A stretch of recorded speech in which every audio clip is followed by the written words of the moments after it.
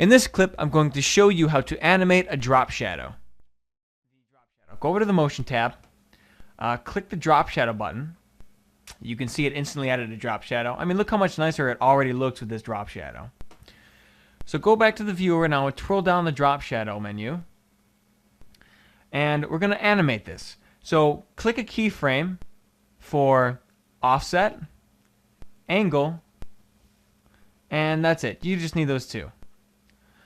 We'll leave all the other values the same, including the color black.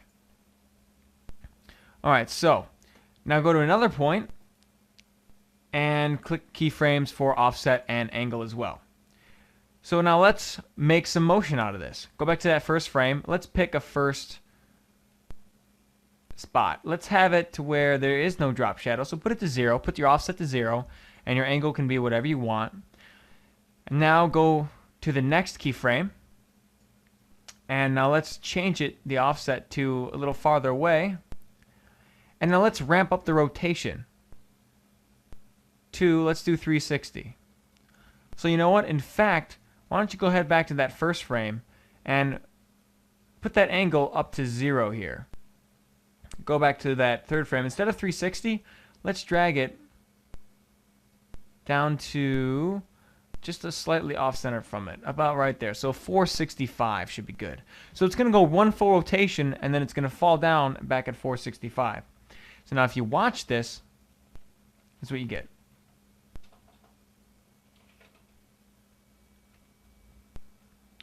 Okay, so that's a little bit of rotating, so it just kind of rotates around it now. That's cool. Now we're going to go ahead and just get rid of the rotation. So go to the rotation keyframes, the angle keyframes, and just kind of take them off. And then we're going to just change the offset now for the text. So it starts at 0. Go to the later keyframe and set it to... First, let's change your angle to make it, let's see, to make it about 145, 140. Yeah, 140.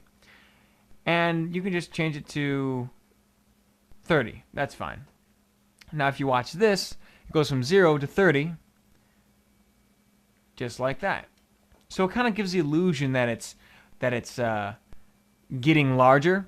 But now to really give the illusion, we're going to set keyframes up here for up at the top here for scale. So go to the same keyframe for your beginning offset of your drop shadow, set a keyframe for scale, then go to your second keyframe for offset and set down the keyframe for scale. And we're going to take it from the first keyframe of scale being 100 to the second keyframe of scale being larger at 182. Now this is going to complete the look. Watch this.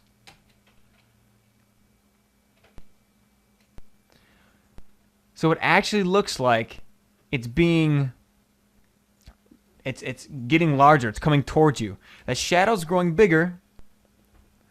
All right, and then so is the text. So usually moving the drop shadow by itself is not all that effective, but when you move the text around with it, it's very effective.